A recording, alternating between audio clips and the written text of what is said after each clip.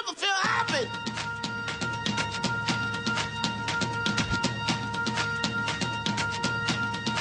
Never feel happy. No, you won't. Until you try. You never feel happy. Vivre avec les VIH, c'est maintenant l'émission d'une heure chaque semaine pour parler des questions qui comptent dans la vie des séropositifs et de ceux qui les aiment, mais aussi pour parler de santé sexuelle et de prévention.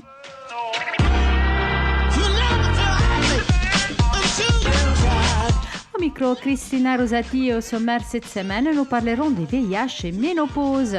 Déjà, il est très rare d'entendre parler des ménopauses. En plus, si nous l'associons au VIH. Passerons ensuite aux annonces du cœur, aux infos de la semaine, pour finir aujourd'hui avec la rubrique culturelle aux soins des radios Coteau, l'un de nos 12 radios partenaires qui diffuse Vivre avec les VIH en toute France. Merci à Patrick des radios Coteau.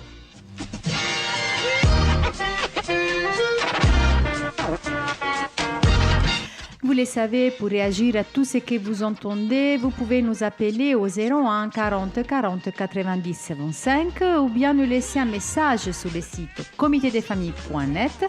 Nous avons également un Twitter VIH Radio et notre page Facebook Comité des familles.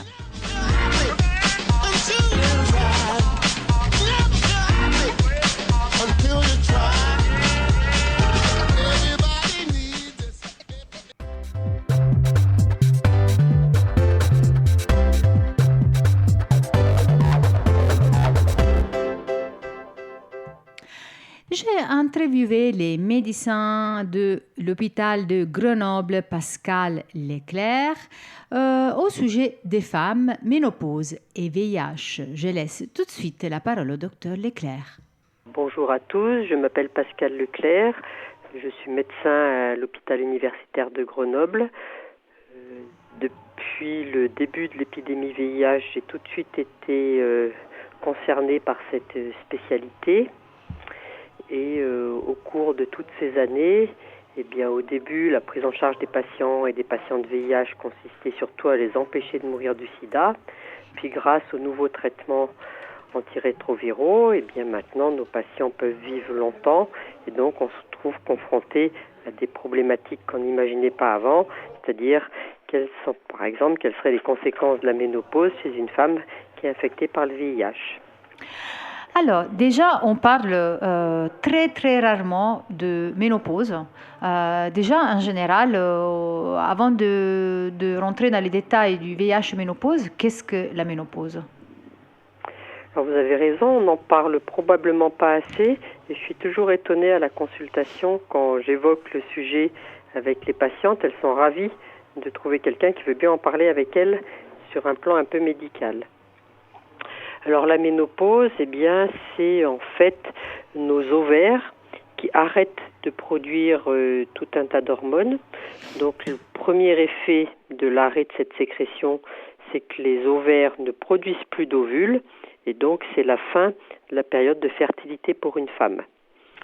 Donc ça, c'est un peu le fonctionnement habituel. Et en fait, cette variation hormonale qui s'étale sur 2-3 ans, entraîne tout un tas de symptômes plus ou moins importants. Et ce qui est très bien, c'est que les femmes osent en parler parce qu'il y a une sorte de blackout là-dessus où on ne devrait pas s'en plaindre, alors que si on peut s'en plaindre, si on a des symptômes dérangeants. Vous disiez que du coup vous approchez ce sujet lors des consultations, mais est-ce que selon les symptômes que les femmes vous donnent, on vous en parlez en général, même si la femme elle est à un âge pas encore peut-être d'être à ménopause? Bon, en fait, on est amené très régulièrement, très vite à en parler, parce que avec en particulier nos patientes VIH, elles sont comme toutes les femmes, c'est-à-dire elles sont interpellées si elles ont une prise de poids, des choses comme ça, et il faut bien évoquer le sujet parce que le principal risque, c'est que les patientes pensent que ce qu'elles ressentent est lié à leur traitement antirétroviral, alors que il ne faut pas qu'elles pensent ça s'il s'agit des symptômes absolument classiques justement de la ménopause. Quels sont par exemple ces symptômes classiques ? Alors ce dont les gens parlent le plus volontiers, nous, les médecins, on a un mot savant, on appelle ça le syndrome climatérique. Et donc, c'est l'association de bouffées de chaleur et de sueur profuse. Alors, les sueurs, elles sont caractérisées par le fait qu'elles surviennent surtout la nuit et qu'elles n'ont aucun rapport logique avec la température qu'il fait. Et donc, c'est comme ça que un certain nombre de femmes racontent volontiers qu'elles se réveillent la nuit avec leur lit trempé de sueur, alors qu'il n'y aurait aucune raison pour ça. Donc ça, c'est très évocateur. Et puis, on a aussi les bouffées de chaleur. Alors ça, c'est une sensation d'une chaleur donc qui remonte le long du corps, et chez certaines femmes, c'est associé à une rougeur, on appelle ça le flush, c'est-à-dire une espèce de rougeur qui monte à partir du tronc jusqu'en haut du visage. Alors, c'est évidemment pas dangereux, mais c'est dérangeant quand on est en société. On n'a aucune envie d'étaler nos affaires hormonales au milieu des réunions publiques, mais c'est comme ça. Alors ça, c'est le principal signe. À côté de ça, un certain nombre de femmes rapportent un tableau d'irritabilité, d'insomnie. Alors là aussi, il faut savoir en parler, et savoir, pour qu'on se rende compte que c'est lié à des modifications hormonales, et il ne faut pas qu'on en soit complètement bouleversé et qu'on croit qu'on ne va pas bien dans sa tête. Et du coup, vous disiez tout à l'heure aussi que les femmes, elles pensent que ces symptômes peuvent venir des ARV. Oui. Oui, puisque les patientes VIH ont un traitement antirétroviral, et ce traitement antirétroviral a la particularité de devoir être pris toute la vie. Pour le moment, puisqu'on ne sait pas encore guérir du VIH, on sait juste l'empêcher de nous rendre malades. Et du coup, si on prend la notice de tous les traitements, tous les symptômes qui existent pendant la ménopause existent dans les éventuels effets indésirables des médicaments. Donc il est assez vite fait pour des femmes de penser que c'est le traitement qui donne ça. Et le grand danger, c'est des patientes qui pourraient arrêter leur traitement pour voir si les symptômes diminuent. Or, on sait que d'arrêter le traitement antirétroviral, c'est dangereux pour la personne qui l'arrête, mais c'est aussi dangereux pour son entourage, puisque dès qu'on arrête le traitement antirétroviral, le virus VIH se remultiplie. Donc évidemment, il ne faut surtout pas faire ça. Il faut d'abord demander à son médecin si les symptômes qu'on ressent et qui peuvent être dérangeants sont liés au traitement ou pas. C'est lui qui pourra décider. Est-ce qu'il y a des caractéristiques que pour des femmes qui vivent avec les VIH et qui prennent les médicaments toute leur vie liés à la ménopause ou non, c'est comme une femme comme les autres? Alors au début, il y a eu beaucoup d'études faites pour savoir ça. Alors, si on prend la totalité des femmes VIH, d'abord, il n'y a pas plus de ménopause précoce. La ménopause, en moyenne, survient dans notre pays vers 52 ans, c'est-à-dire l'arrêt des règles, survient vers 52 ans. Et chez les femmes contaminées par le VIH, il n'y a pas de grande différence, sauf dans le groupe des femmes qui ont été contaminées par la toxicomanie intraveineuse, qui donc en général ont eu des parcours de vie plus chaotiques avec plus de produits à visée neurotrope, et c'est peut-être ça qui explique la différence. Donc une fois qu'on a dit ça, est-ce que les femmes VIH font des symptômes de la ménopause plus spectaculaires? À l'heure actuelle, non. Parce que l'histoire des femmes VIH a beaucoup changé avec les années, mais des femmes VIH qui font actuellement leur ménopause n'ont pas des tableaux plus spectaculaires, avec une particularité qui est qu'un des autres signes associés à la ménopause, c'est qu'on change notre aspect corporel. Donc, si on veut faire assez rapide, globalement, les femmes ont une répartition des graisses très différente des hommes, et c'est lié au statut hormonal. Et une femme globale, en général, c'est pas vrai pour toutes, mais en général, quand elle prend de la graisse, elle va en prendre sur les fesses, sur les cuisses, éventuellement sur les bras. Alors qu'un homme, quand il prend de la graisse, il va la prendre qu'au niveau de son tronc, donc au niveau de son torse, de son ventre. Ça, c'est pour des raisons hormonales. Quand la ménopause arrive, du coup, les modifications hormonales qui arrivent chez la femme font qu'elles peuvent, à partir de ce moment-là, plus facilement prendre de la graisse au niveau du tronc. comme elle se retrouvait dans la situation plus des hommes. Alors c'est assez facile à voir ça, c'est que si vous prenez les imageries de la femme idéale avec une taille toute mince et des hanches larges, à partir de la ménopause, on va plutôt se mettre à avoir un corps plus droit, un peu plus comme un homme, et donc on le voit tout de suite parce que les vêtements ne vont plus. Donc ça, c'est une modification, cette répartition qui change, c'est une modification classique. La plupart des femmes prennent environ 3 kilos au moment de la ménopause. Alors ça, c'est pas une prise de poids qui est obligatoire, mais c'est aussi la période de la vie où les femmes, justement, comme leur corps change un peu, il y en a certaines d'entre nous qui lâchent un peu, entre guillemets, du lest et qui font moins attention à leur alimentation. Et donc là, c'est un peu un danger, parce que si on fait moins attention à son alimentation, on va prendre de la graisse. Cette graisse va se stocker au niveau de son torse, de son corps, de son ventre, etc. On est malheureuse de ça, du coup on fait moins de sport, et ça y est, c'est le cercle vicieux. C'est comme ça que des femmes, en 3 ans, réussissent à prendre 10 kilos, alors que ce n'est pas du tout on n'est pas forcément condamné à ça. Si on fait attention à soi, ça n'arrivera pas. Oui, et du coup de ça, on peut en déduire qu'il y a un bouleversement psychologique assez important. Tout à fait. Donc il faut vraiment, c'est une période où, au contraire, il faut s'occuper de soi. Bien s'occuper de soi. Continuer à avoir du respect pour son corps. Dans le même temps, il y a un impact sur les organes génitaux avec petit à petit, alors là ça se met en place plus lentement, une sécheresse vaginale. Puisqu'il y a moins d'œstrogène, on a une sécheresse vaginale. Certaines femmes peuvent aussi avoir une baisse de la libido, c'est-à-dire moins de désir. Et évidemment, quand on a une sécheresse vaginale, les relations sexuelles sont plus difficiles et moins agréables. Et donc, il faut absolument pouvoir en parler, parce qu'il y a plusieurs solutions.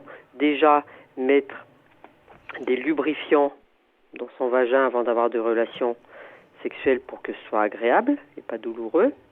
Et éventuellement, si on est très gêné, discuter d'un traitement, ce qu'on appelle, nous, dans notre jargon, le THS, le traitement hormonal substitutif. C'est-à-dire, on peut prendre des hormones pour remplacer celles que notre corps ne fait plus. Comme la pilule. Voilà, sauf que ce n'est pas les mêmes pilules. Mais voilà. Oui. Alors ça a été beaucoup débattu. Je ne sais pas si vous voulez qu'on en parle plus tard, mais puisqu'on en est là, on va en parler. Ça a été beaucoup débattu. Est-ce qu'on peut donner un traitement hormonal substitutif aux femmes séropositives ? Exactement, c'était la question suivante. Voilà. Alors, les femmes séropositives, comme les hommes séropositifs, ont un risque cardiovasculaire un peu plus élevé que la population générale. C'est-à-dire qu'il y a un risque un peu plus important de faire des plaques d'athérome, c'est-à-dire d'encrasser ses artères. Ça, c'est lié au fait que quand on est séropositif, même si on est bien contrôlé par son traitement, les lymphocytes, donc les cellules de l'immunité, restent un petit peu énervées, stimulées. Et du coup, comme il y en a à l'intérieur des vaisseaux, elles sont bien plus à même de capter tout ce qui passe et qui est mauvais pour les vaisseaux, c'est-à-dire le cholestérol et le tabac. Donc, quelqu'un qui est séropositif, même bien contrôlé par son traitement, a un risque cardiovasculaire un peu plus important, et on fait donc la chasse à tous les facteurs de risque cardiovasculaire que sont le tabagisme, d'avoir trop de cholestérol, d'avoir du diabète, de ne pas faire de sport. Alors du coup, il y a un certain nombre de médecins qui pensent alors on sait que le traitement hormonal substitutif augmente un tout petit peu le risque cardiovasculaire chez les femmes en général. Ça, c'est avéré. Donc, beaucoup de médecins sont frileux à donner un traitement hormonal substitutif chez les femmes VIH. Personnellement, je m'adapte à la situation de chaque patiente, c'est-à-dire que si c'est une femme VIH qui n'a pas un gros risque cardiovasculaire et qui est très gênée par les symptômes de sa ménopause, je peux tout à fait proposer un traitement hormonal substitutif. Si c'est une patiente qui, hélas, a fumé pendant 40 ans, ça, on ne pourra pas prescrire de traitement, parce que les artères seront déjà abîmées. Oui. Et quand une personne, du coup une femme qui vit avec les VIH rentre dans cette période, quel suivi médical vous conseillez, vraiment au niveau du temps, des rendez-vous avec les médecins? Alors il faut garder en tête, on va dire s'il n'y a pas de symptômes particuliers, il faut garder en tête le risque cardiovasculaire, parce que quand on commence à augmenter la graisse au niveau du tronculaire, on augmente le risque cardiovasculaire. Alors doucement, il restera toujours bien plus faible que celui des hommes, mais on commence à l'augmenter.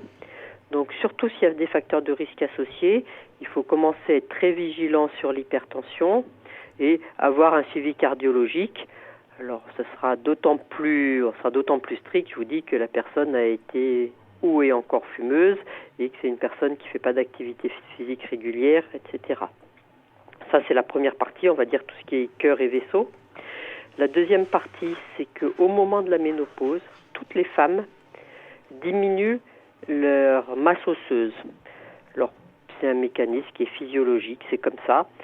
Ça commence vers les 40 ans pour s'arrêter vers les 60 ans.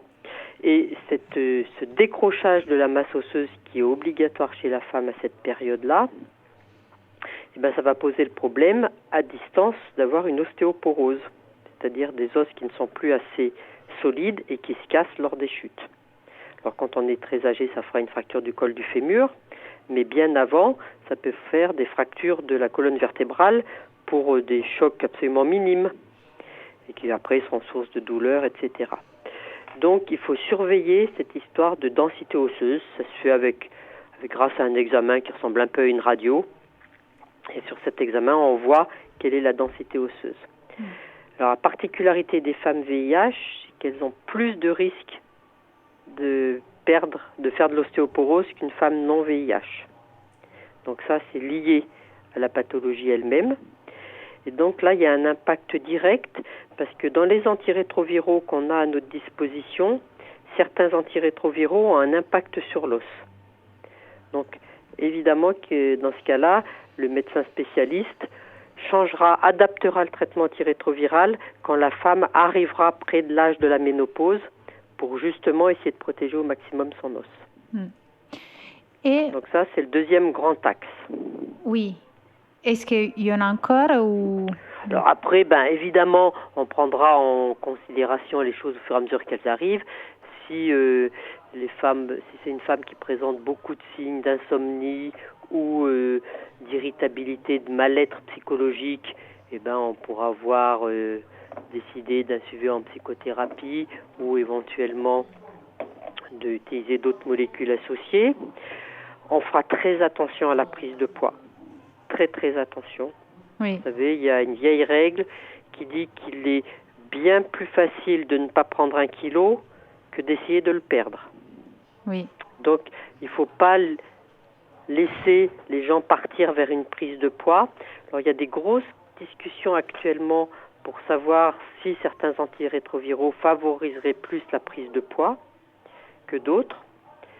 Alors, c'est très étonnant parce qu'on pensait que les derniers antirétroviraux, justement, on les donnait parce qu'ils ne feraient pas prendre de poids. Et il s'avère qu'ils en font prendre. Et ils en font prendre plus chez les femmes que chez les hommes et plus chez les femmes d'origine africaine que chez les femmes qui ne sont pas d'origine africaine. Donc, on sait qu'on a un petit groupe, enfin un petit groupe ou un grand groupe selon les patients dont on s'occupe. On a des personnes dont on sait qu'elles vont être à haut risque de prendre du poids dans cette période de la ménopause chez les patients de VIH. Donc, il faut vraiment les aider à ce moment-là. Il n'est pas temps d'attendre que les gens aient pris 20 kilos pour dire qu'il faut faire quelque chose. C'est trop tard. Oui, du coup, la prise de poids, quelque chose de fondamental. Et je pense aussi à ces femmes qui vivent dans des conditions socio-économiques difficiles. Pour elles aussi, ça va être quelque chose d'encore plus difficile à affronter cette période de ménopause. Alors, on voit en fait qu'il y a souvent des très grosses erreurs alimentaires qui ne sont pas liées à des conditions socio-économiques, qui sont plutôt liées à des traditions culinaires. Et on dit toujours... l'huile est le grand danger, c'est-à-dire qu'il faut apprendre aux gens à cuisiner en mettant beaucoup moins de matière grasse. Et puis, il faut essayer d'inscrire les femmes dans un projet d'activité physique. C'est plus facile de se lancer dans une activité physique quand on pèse 70 kilos que quand on en pèse 90, parce qu'après, il y a plein de sports qui sont plus possibles. Donc il faut vraiment que...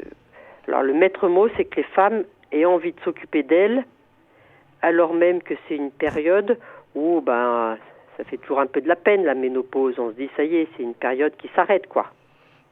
On ne sera plus la même femme qu'avant. Donc, au lieu d'être juste déprimée, il faut se dire, non, je veux que cette période-là, ce soit bien et je m'occupe bien de moi. Oui. C'est une décision à prendre vraiment vis-à-vis de soi-même. Et du coup, pour aller vers la fin de cette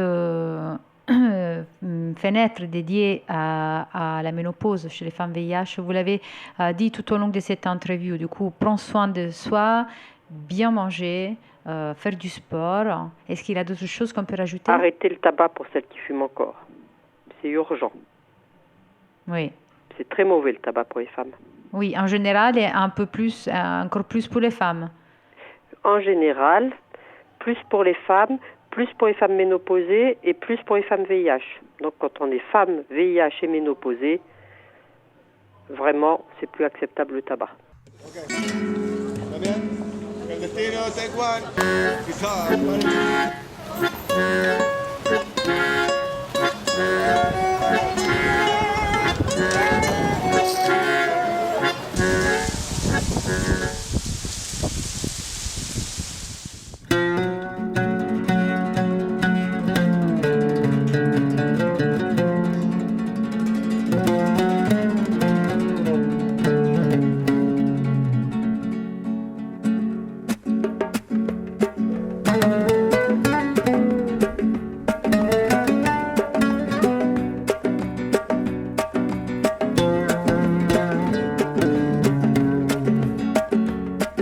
Solo voy con mi pena, sola va mi condena. Correr es mi destino para burlar la ley. Perdido en el corazón de la grande Babilón. Me dicen el clandestino por no llevar papel. Para una ciudad del norte yo me fui a trabajar. Mi vida la dejé entre Ceuta y Gibraltar. Soy una raya en el mar, fantasma la ciudad. Mi vida va prohibida, dice la autoridad. Solo voy con mi pena, sola va mi condena. Correré mi destino por no llevar papel. Perdido en el corazón de la grande Babilón. Me dicen el clandestino, yo soy el quebra ley. Africano, clandestino, colombiano, clandestino, y el cubano, clandestino, marihuana ilegal.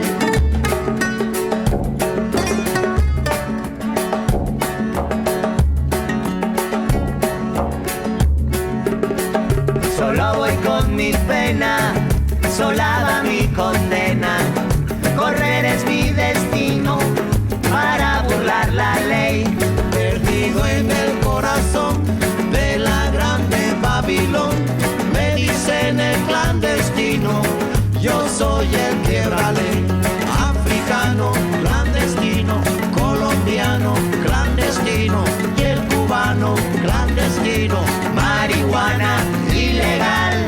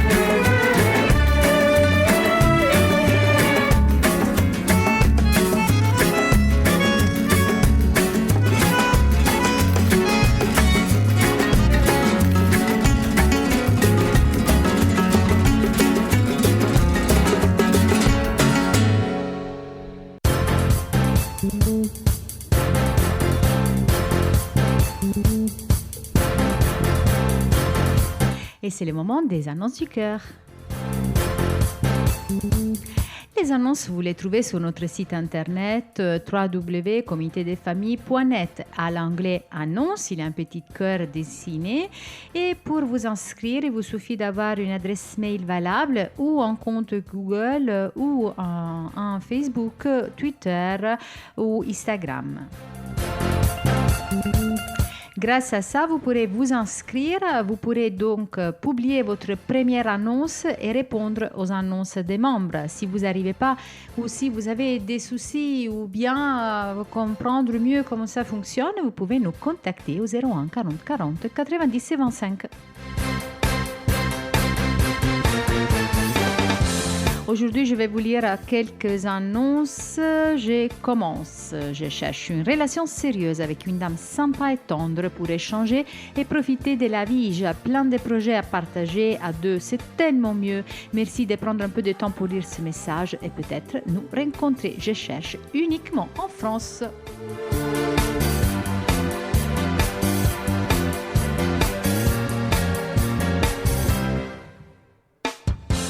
Salut, âgé de 37 ans, sans enfant, séropositive depuis 15 ans, je vis dans les îles grecques. Je suis une femme sérieuse, sincère, honnête, franche, fidèle et très véridique. Parce que pour moi, c'est la vérité qui envoie la confiance et la confiance installe le véritable amour durable et sans fin. Je cherche un homme sérieux avec qui je passerai les restants de ma vie dans une belle relation amoureuse en fondant une belle histoire d'amour sans fin, présentant s'abstenir s'il vous plaît.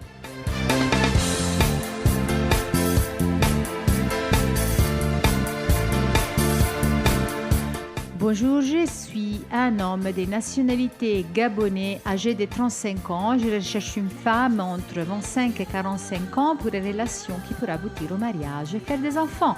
Laissez-moi votre mail, je vous contacterai.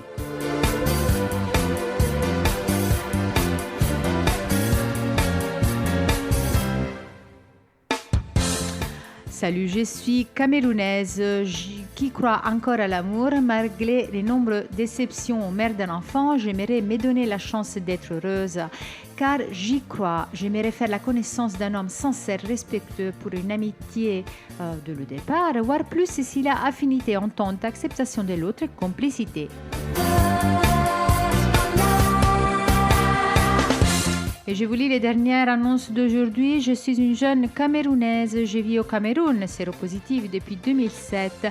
Je suis sous traitement depuis 2015 avec une charge virale indétectable à tous mes contrôles. Je vis encore en famille avec mon fils unique.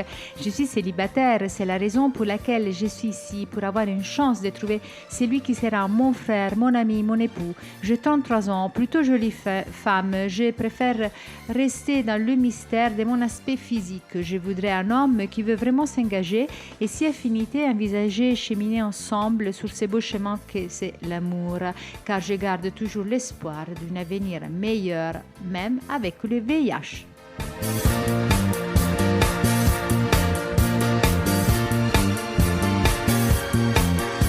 Et voilà, sur notre site, vous trouverez beaucoup plus d'annonces. Je n'ai pas le temps de tout les lire. Du coup, sur notre site internet, inscrivez-vous, n'attendez plus.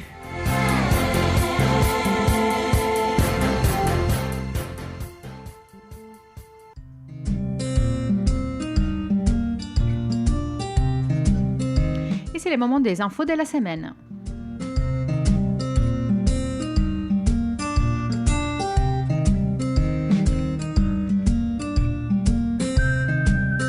MUSEM, Musée des sociétés concernées par le phénomène socio-contemporain, qu'il est à Marseille, conserve de nombreux objets, documents, archives sur l'histoire et la mémoire de la lutte contre le sida collectés dans les années 2000. Ce travail de collecte a été réalisé en associant le monde associatif, celui des soignants, des personnes concernées par le VIH et des universitaires et chercheurs qui ont lutté contre ou qui l'ont étudié.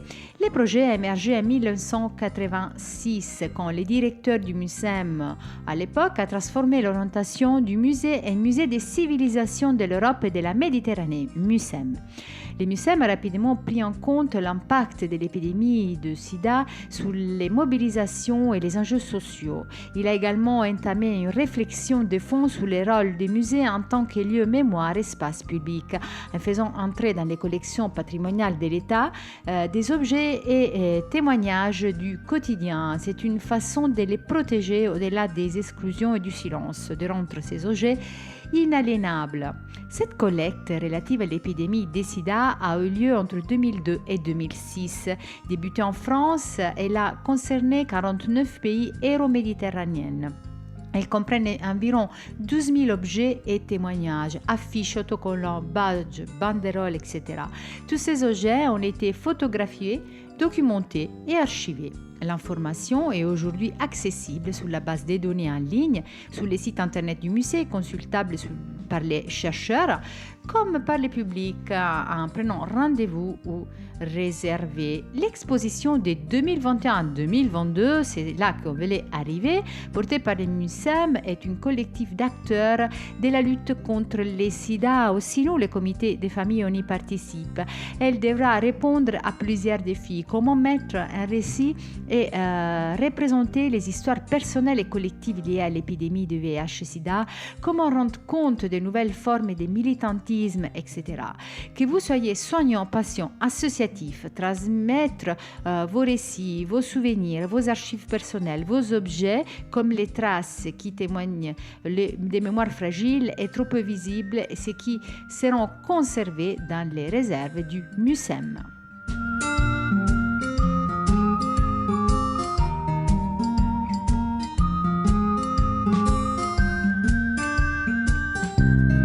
Passons à une autre information. Les personnes qui commencent la PrEP en Afrique subsaharienne arrêtent souvent de la prendre au bout d'un certain moment, rapporte le site d'info EDMAP. Une équipe de chercheurs de l'Université en Afrique du Sud a interrogé d'anciens usagers de PrEP vivant en Eswatini et ex-Swaziland pour connaître les raisons de cet arrêt.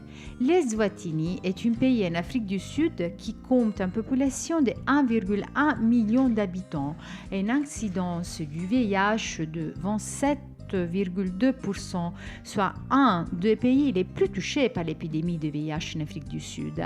Les chercheurs ont interrogé 27 personnes qui ont arrêté la PrEP, dont 19 femmes. Les raisons principales de cet arrêt étaient des difficultés à se rendre au rendez-vous de suivi, l'appréciation subjective de la notion de nécessité de prendre la PrEP et pour certaines femmes, l'opposition de leur conjoint à cet outil de protection.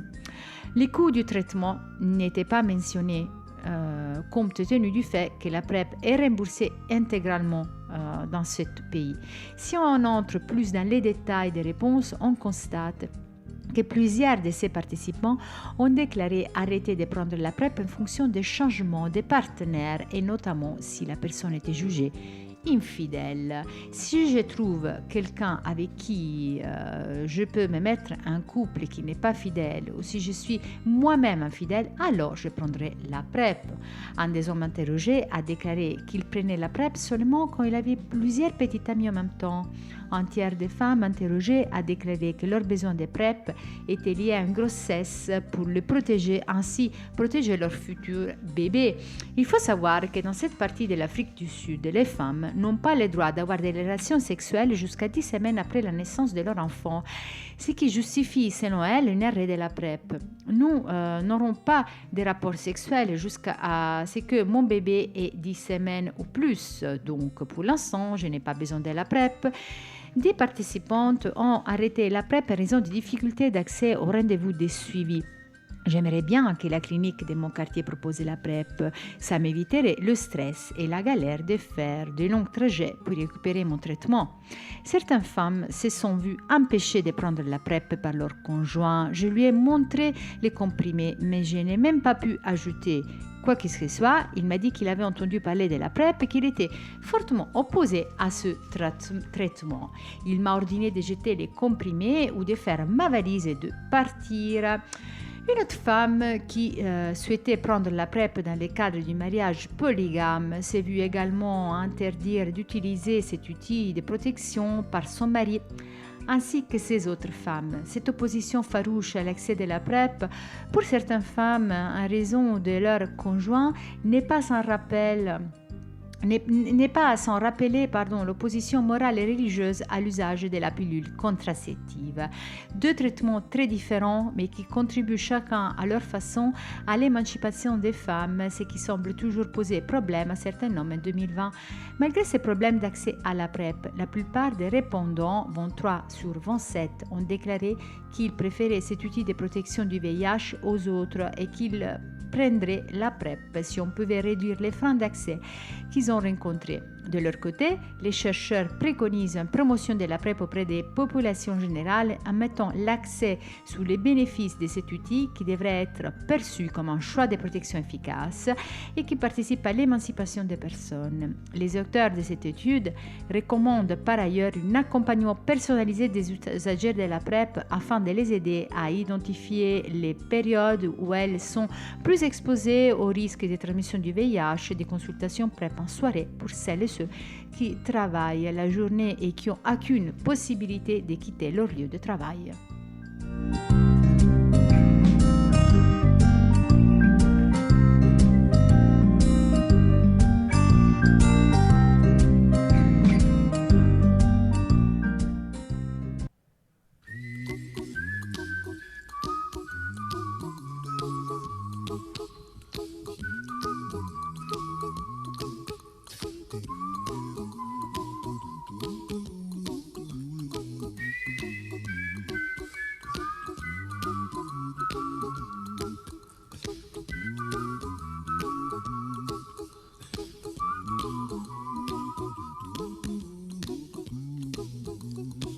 A little song I wrote.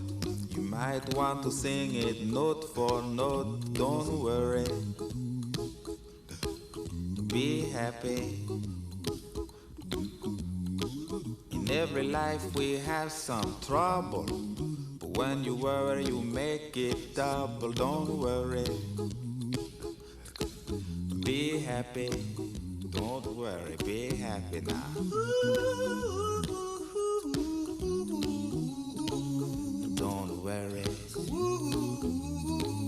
Be happy. Don't worry, be happy.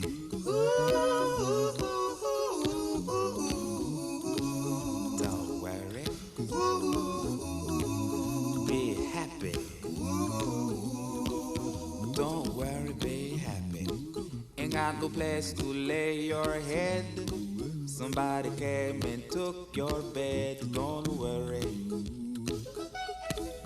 be happy. The landlord say your rent is late.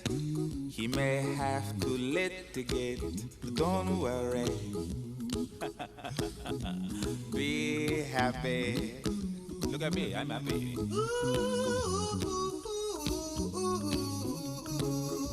Don't worry,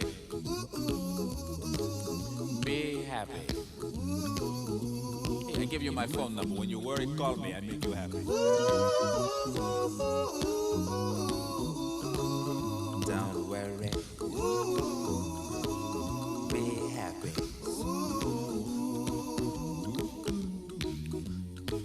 Ain't got no cash, ain't got no style, ain't got no gal to make you smile. But don't worry, be happy. Cause when you worry your face will frown, and that will bring everybody down. So don't worry, be happy. Don't worry, be happy now.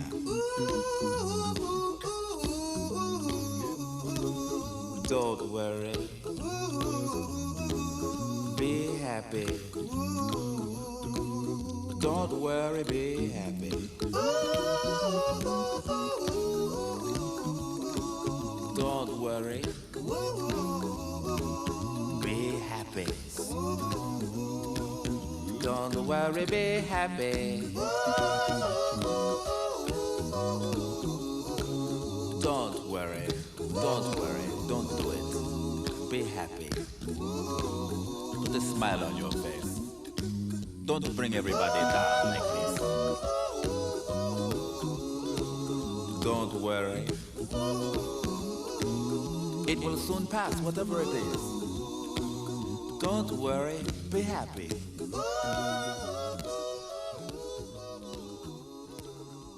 I'm not worried.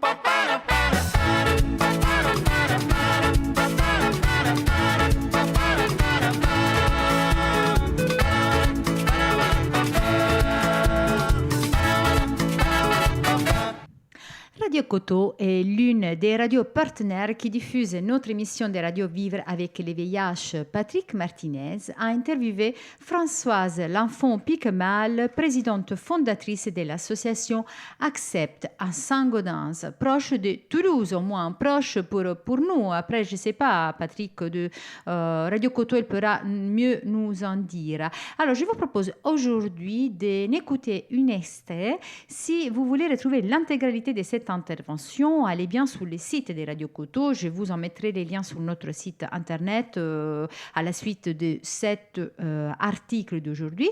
Alors, l'association Accept a été créée en 2019 en milieu rural.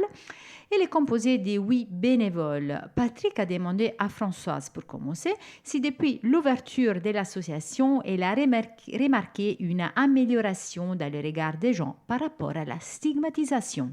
Alors, le regard des gens est bienveillant quand ça ne touche pas un de leurs proches. Ah. C'est, voilà, quand c'est la fille ou le fils du voisin, bon, voilà, ça va. Mais si c'est quelqu'un de plus proche, plus le cercle familial se rapproche de la personne, plus c'est difficile, je pense. Enfin, c'est ce que j'entends. Par contre, les actes de violence sont vraiment de plus en plus violents. Ouais. Donc la situation ne s'améliore pas vraiment, quoi. J'ai pas l'impression. Ouais.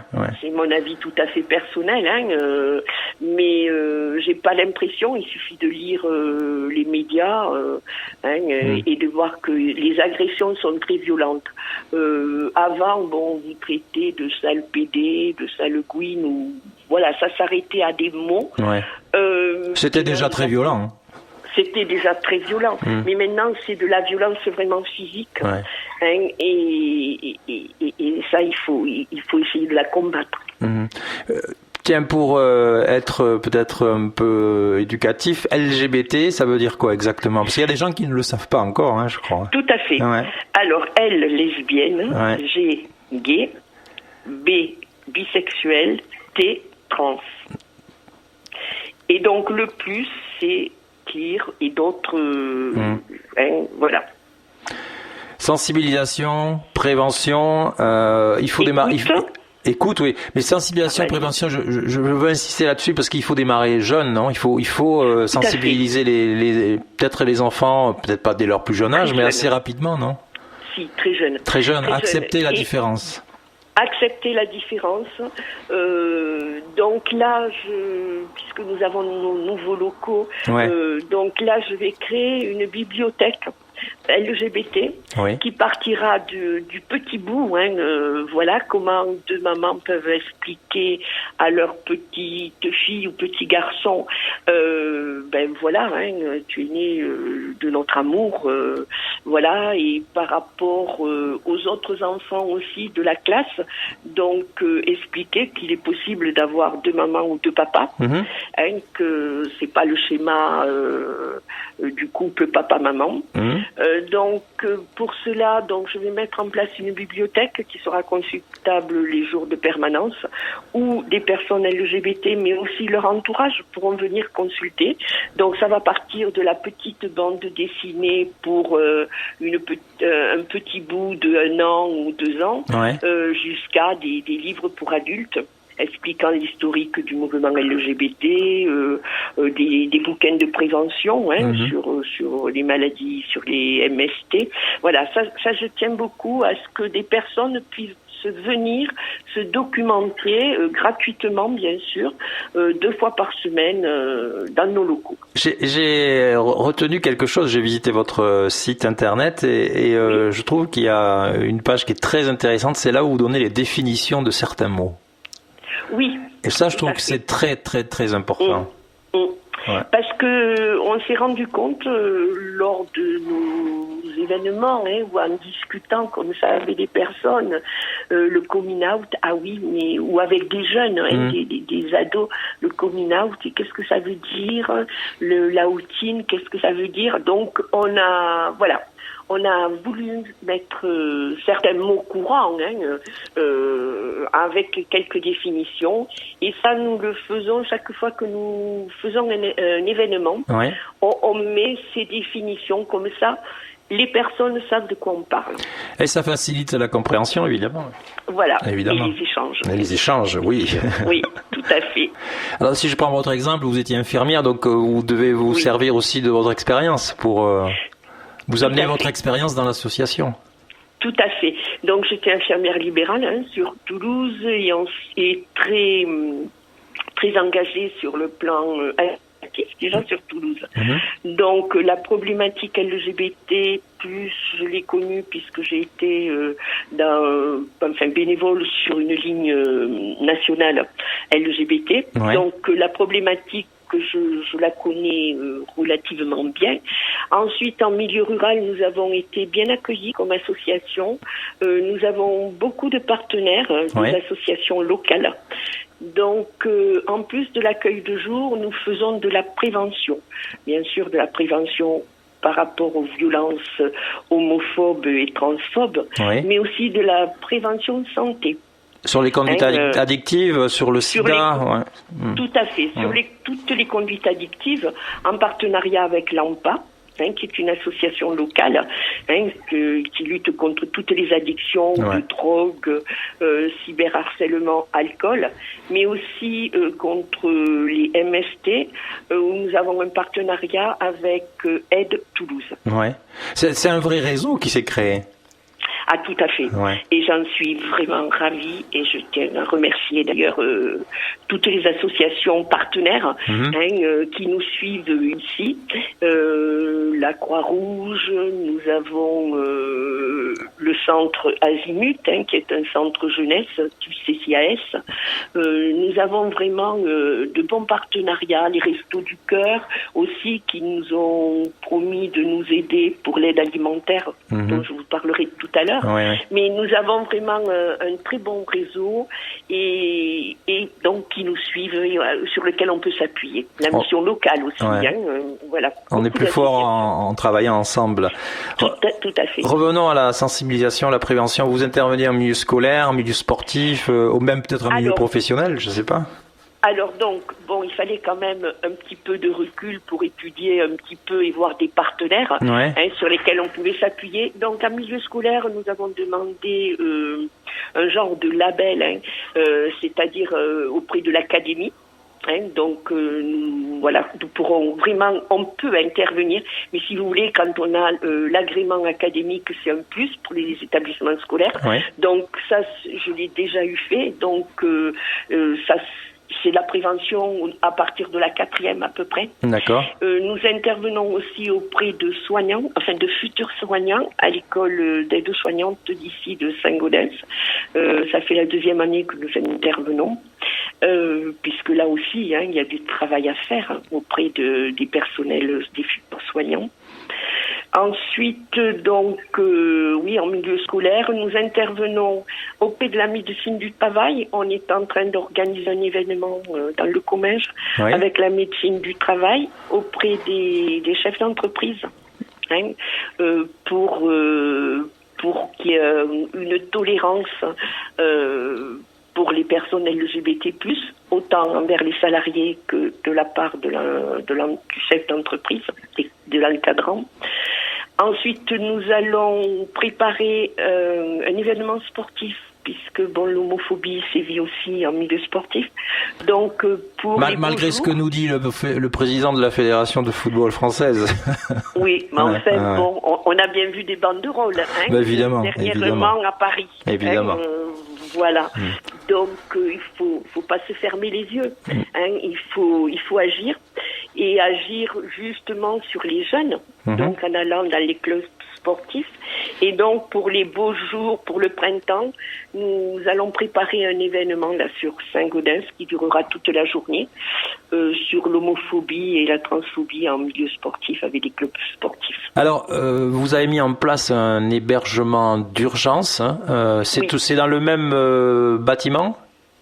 Alors, ça sera dans un bâtiment, mais pour l'instant, on laisse l'adresse confidentielle. Ah oui, non, mais de toute façon, oui, il faut rester. Oui, évidemment. Tout à fait. C'est dans le centre de Saint-Gaudens. Donc, c'est un appartement qui pourra héberger 4 personnes en urgence. Ouais. Voilà. Sur un temps, c'est variable, je suppose. Alors, selon les situations. Variable. Tout à fait. Pour un temps variable, puisqu'au départ, il y a un entretien que je ferai avec la personne accueillie pour déterminer un peu son projet. Son projet de vie en fonction de la situation qui a été vécue, soit de violence, soit de rejet. Enfin, voilà. Donc, en fonction de ce projet de vie, avec les bénévoles, nous mettrons en place un plan d'aide et d'accompagnement. Donc, il peut être un plan d'aide administrative pour retrouver ses droits sociaux, qui peut être une insertion professionnelle s'il y a eu une rupture professionnelle, donc une insertion professionnelle ou éducative. Si c'est un jeune qui a arrêté ses études parce qu'il a été à la rue suite à un rejet familial, on peut peut-être l'orienter vers un centre d'apprentissage, une structure d'insertion, voilà. Donc ça, on a des partenaires pour ça, ou carrément une entreprise qui cherche un apprentissage. Ensuite, s'il y a eu des violences, bien sûr, on se tournera vers le bureau d'aide aux victimes du tribunal de Saint-Gaudens, avec qui nous travaillons, entre guillemets, en partenariat. Et puis ensuite, si la personne, en général, ils sont un peu cassés par le parcours qu'ils ont eu, donc nous avons une psychologue vacataire qui dépend de l'association, et donc il y aura des entretiens systématiques à l'arrivée pour faire un petit peu voir l'état de la personne et comment nous pouvons l'accompagner au mieux. Et ensuite, suivant l'état de la personne, l'état psychologique de la personne, il peut y avoir des entretiens. Donc ça, c'est la psychologue qui le verra elle-même, qui le jugera elle-même du rythme de ces entretiens, et qui seront bien sûr gratuits, pris en charge par l'association. Alors la communication, c'est important. C'est important aussi pour votre association. Il faut que les gens sachent qu'elle existe. Et donc pour ça, vous organisez, je crois, 2 journées portes ouvertes, c'est ça ? Tout à fait, tout à fait. Et vendredi, toute la journée, de 10h à 18h non-stop, au 10 rue de l'Avenir, au premier étage, où vous pourrez rencontrer les bénévoles qui vous décriront un peu les actions de l'association, qui pourront vous documenter aussi et vous renseigner sur si vous avez une difficulté. Dans le respect des gestes barrières, Françoise, en plus. Dans le respect des gestes barrières. Donc, nous avons à ce sujet, je tiens aussi à remercier Madame De Miguel, qui est sous-préfète ici sur Saint-Gaudens, qui nous a fourni gratuitement des boîtes de masques jetables et du gel. Donc, il n'y a aucune raison que les personnes aient peur de venir. Nous mettrons à disposition à l'entrée du gel, des lingettes pour nettoyer les poignées de porte ou les surfaces, et ensuite des masques si la personne vient sans masque, parce que nous l'exigerons. Je suppose que toutes ces informations, on le trouve sur votre site internet. Voilà, alors donc sur notre site internet, où il y a un genre d'agenda où nous tenons les différentes dates de nos événements, Vous pouvez nous suivre sur Facebook ou Instagram, où nous publions des photos et des petites choses. Et il faut dire aussi qu'il y a le 24 octobre, malgré la crise sanitaire et en tenant compte des gestes barrières, sur la place du Capitole, il n'y a pas pu y avoir la marche des fiertés cette année, mais par contre, il y a une organisation qui s'est faite des différentes associations de Toulouse, la Pride, qui organise le village associatif LGBT sur la place du Capitole le 24 octobre. Ah ben c'est une date importante, hein.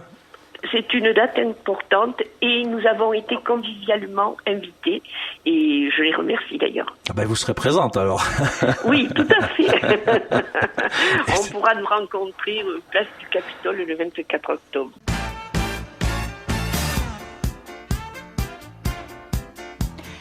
Et nous sommes arrivés à la fin de l'émission d'aujourd'hui.